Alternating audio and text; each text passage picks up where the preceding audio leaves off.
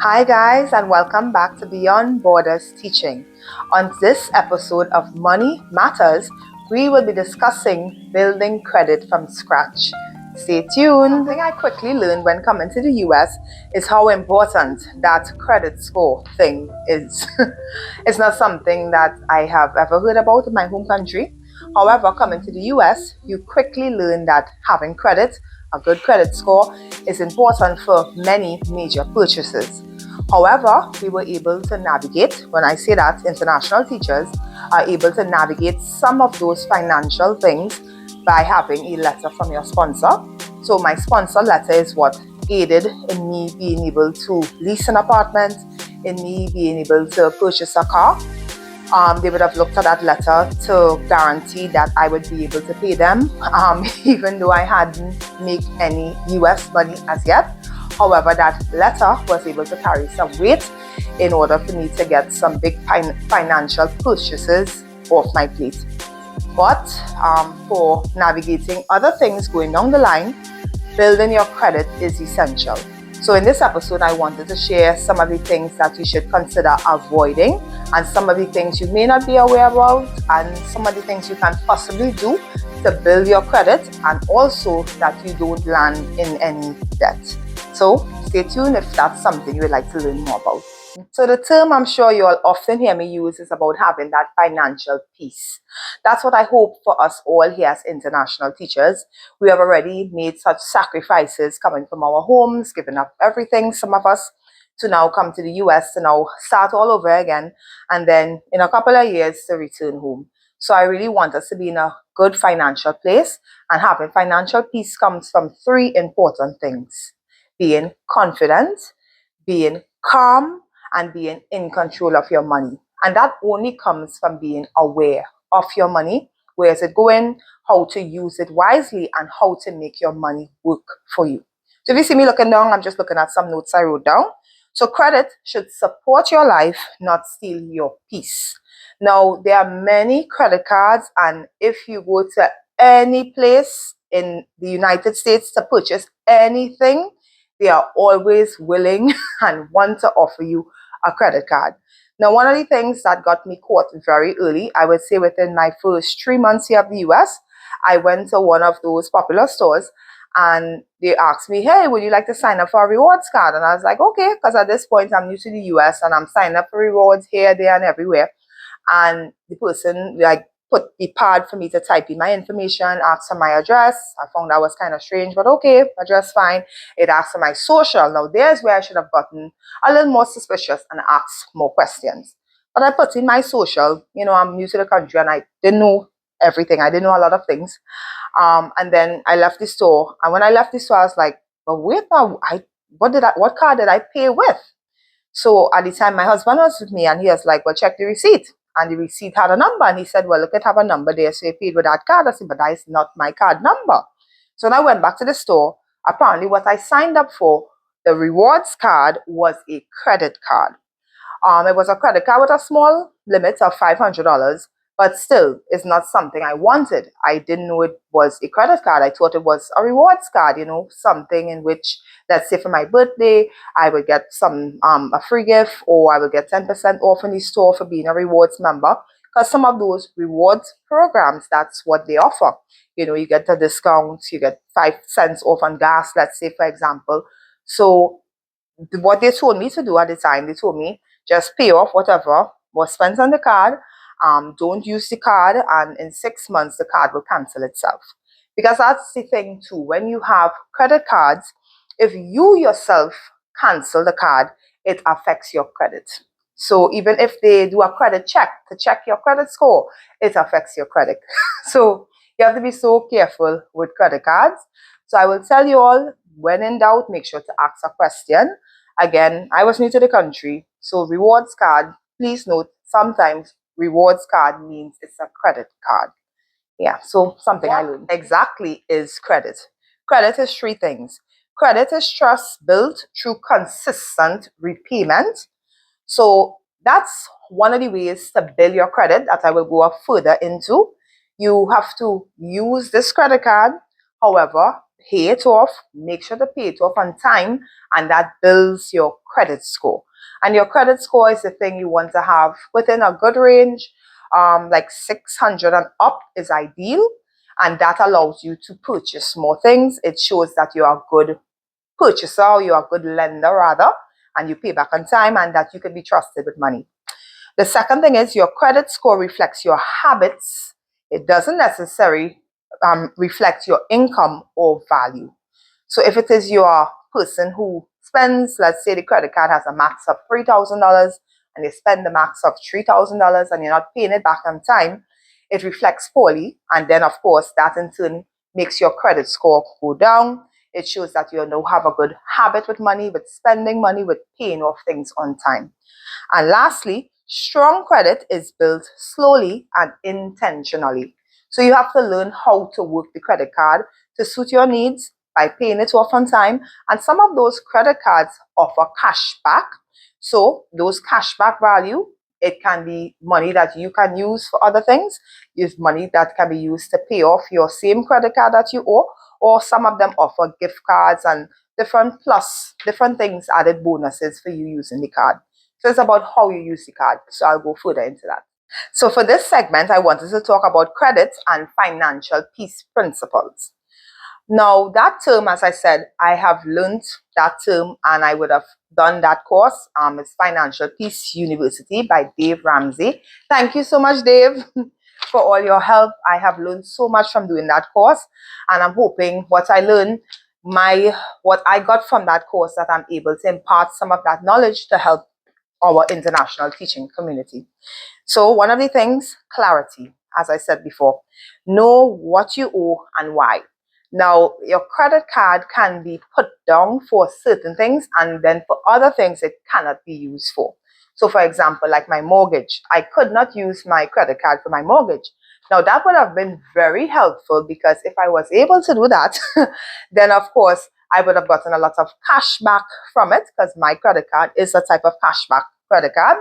However, you can't do that. But you can do it for other things, like for example, your car loan, whatever your grocery bills is, your whatever bills you pay, your electric bill or whatever. And when you do that, of course, like I said, some of those credit cards give 1% back, 2% back on every purchase, 5% back, depending. Like my credit card, for example, they give a 5% for specific things. So it might be Amazon purchases, groceries or whatever, for different 3-month segments of the year. And so again, when you're using a credit card like that, you can maximize its benefits based on how much you can get back by using your credit card. So once you use your credit card, I advise pay back exactly what you owe. So if you use $500, make sure you are paying back from your debit card. You are paying back that $500 on your credit card. And now you would have paid back the $500 that you were going to spend anyway, that you would have spent anyway using your debit card. But now you are paying it back to your credit card and reaping that 5% cash back, or how much of a cash back you may get from that credit card. So it's important to know what you owe and why when you are spending. Control. Credit is a tool, not a lifestyle. Now with your credit card, this is one of the things I learned in the course I did. He spoke about when you spend cash, you feel it more than if it is you were to swipe your card. Because one of the things that stand out to me, he spoke about as children, we would trade things, I trade my eraser for your lollipop. And you feel that because an exchange is being made. However, when it is you use cards, you tap the card and you get back the card. So you don't really feel anything, versus if you were to walk around with cash, you'll be more mindful as to how you're spending. Also, with, for example, online purchases. Now, a lot of the reasons why, for me, a habit I had to work on is buying Bath and Body. Now, they often have sales throughout the month, and for whatever reason, I always felt like, oh, I haven't tried this scent, I would like to get this. And the card is digitally on my digital wallet, so it's easy to just pay it and say, well, at the end of the month, I'll pay it back. So again, that's something we have to watch our spending habits. We have to know where our money is going and have control as to how much we are spending. Boundaries. Start with one card. So when I just came to the US, like I said, I would have taken out a card I would have made requests to 2 companies for a card. One denied me because, of course, I had no credit history, and the other credit card company accepted me and sent the credit card my way. And then a couple months after that, like I would have disclosed earlier, when I went to a store, they told me rewards card, and that's how I ended up with a credit card. But I would always advise it's best to just start with one card and preferably stay with one card. What they do every year, based on how you are utilizing your credit card, if you are paying off your debts in time, they increase the value. So I believe when I started, my credit card limit was like $2,000, and this is my 4th year here, and now I think my credit card limit is like $8,000. So every year they increase that. Talk about the 3 C's: clarity, control, consistency. Now, consistency matters most. That has to do with the time you pay off your credit card. You must make your payments on time. Go pull up your billing statements and see when is your payments due. Now, there's usually a minimum payment you can pay, and then of course you can clear off whatever you owe completely if you have the money, but at least make your minimum payment on time. Those are the things that affect negatively on your credit score if you are not making any payments, not even the minimum payment on time. Now, do remember, it's a credit card, so whatever you are not paying off is going to incur interest every month. So try to not have any payments. Like I said, if you use a system of you were going to pay $500 for your car loan anyway, and you use your credit card to pay that car loan so you can get back the 5%, 2%, how much ever back, and then you use your debit card because you would have had to pay whatever bill or whatever it is, you pay back that to your credit card one time. So therefore, you are creating something where you are spending the credit card to get the cash back or whatever it is your credit card company offers you, and then you are using your debit card that you would have used anyway to now pay off whatever you owe on your credit card. But making those on-time payments are critical to develop good habits, as well as so it doesn't impact negatively on your credit score if you are not paying back on time. So know the timing in which your credit card is due, your payment is due, and make sure you are making those payments before that due date. The last point is calm. Automation reduces stress. So automation is, for example, there are certain bills that I have automated on my credit card. Small bills like, for example, my phone bill, that's automated. My dental insurance bill, that's automated on my credit card. So I already know for each month that it's going to come out on my credit card, those 2 payments. And then I know those 2 payments together is X amount. So when I get paid, now I know I need to send X amount to my credit card to pay it off. So like I said, the purpose of a credit card is to make the money work for you. Try not to have any large interest on it, any large payments on it, because once you continue to build debts on that credit card, remember, interest goes on that every month. And if you are not paying whatever you owe on time, the minimum payments at least, now it's going to affect your credit score. So you want to be mindful of those 3 things. Like I would have suggested earlier on, there are some traps you want to avoid with credit cards. First and foremost, opening up too many credit cards. Like I advise, start with one. Since I've been here in the US, I have one credit card, except that second one I got by mistake. However, within the 6 months, it was canceled, so I have one credit card. Now, it is tempting because, I mean, every single month I get offers for credit cards because, of course, when they are looking at your credit history, you have a good credit score, they're going to keep, excuse me, they're going to keep sending options your way. And some of them look great, like $250 bonus cash back if you spend $5,000 by 4 months or whatever. Like they try to incentivize you, of course, to take out a credit card. Now, there are other credit cards that I'm interested in. For example, the Chase Sapphire. I really would like the Reserve because it has great benefits for traveling and things like that. So, I mean, there are good credit card options if you are a traveler and it's a credit card that can work for you. Whichever credit card you'd like to take, by all means. However, start with one. Make sure you are able to manage one credit card, paying it off on time, understand the credit card, understand the benefits you might be reaping. Is it helping you, or is it causing you to go in further debt? Because of course, again, a credit card is you literally spending money that you don't have. So really and truly be mindful of that. How are you working with one credit card before thinking about taking out the next one? Late or missed payments, again, like we talked about, that affects your credit. So that's a trap you want to be mindful of. Knowing your due date to make your minimum payment is key, so that doesn't happen to you. High utilization or maxing out credit cards. That's something we want to avoid. Of course, things come up, things happen. Credit cards are there for usually emergency purposes. Something happen, you may have to swipe your credit card for it. But if you can't avoid it, please try to avoid it. Paying only the minimum.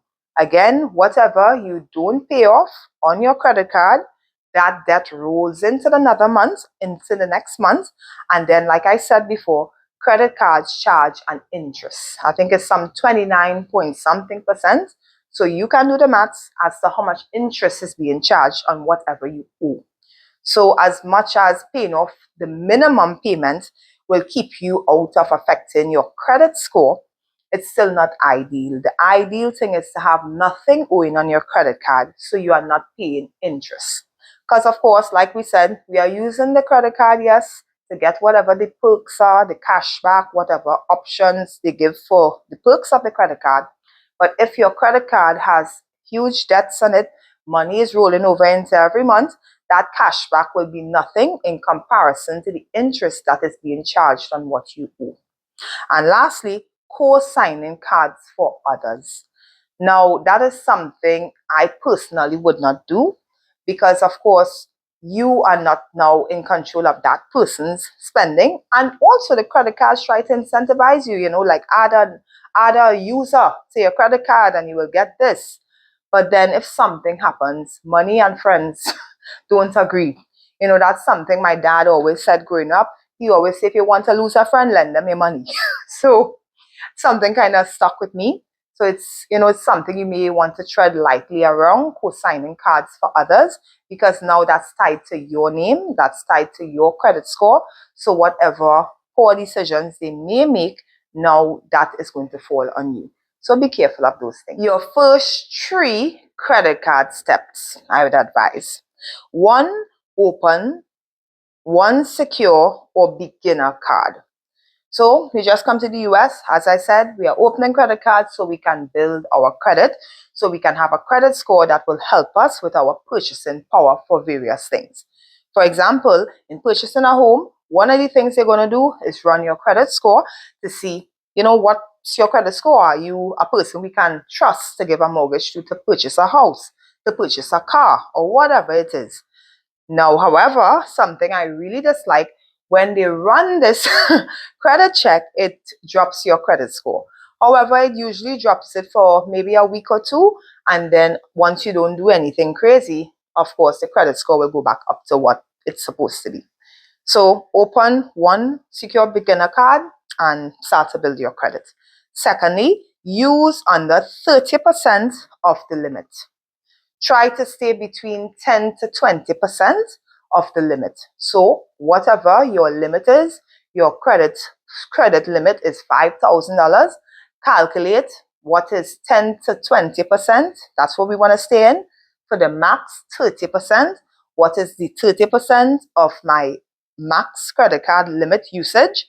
And then make sure you are not crossing that amount. That's the safety net, so make sure you are maintaining a good credit history. And lastly, like we've been talking about, pay on time and try to pay in full. Try not to only be paying the minimum payment monthly. Try to pay off what you owe in full. And to navigate that, that's why I keep talking about use your credit card as a way to pay things you were going to pay anyway with cash, with your debit card. Use the credit card like that. So therefore, you are paying off things you would have paid for anyway. You make the credit card work for you instead of you working for it to pay these high interest fees. Just my humble take. I do hope this talk today on building your credit from scratch was helpful and that in some way it has given you all some ideas, some tips, some tricks, and some things to think of in order to continue to build your credit history. in order to figure out what you should be doing and shouldn't be doing to help with your credit score, to help with your personal finances, and like I said, so that we can all attain that financial peace. So thank you all for tuning in. Please remember to like, follow, share, and subscribe. And if this video has been useful, meaningful for you, please share it with a friend you think that can learn from it too. Something I want to do for our check-in. When you are looking at your credit card, remember we spoke about that psychology of money, about that emotional side of money. Did my money choices help me to feel calm or stressful?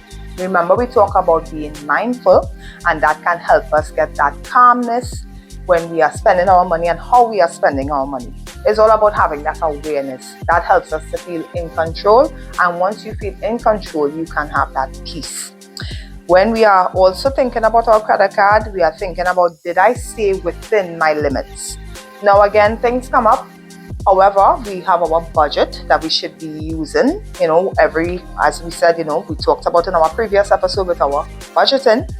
Make your budget before you get paid.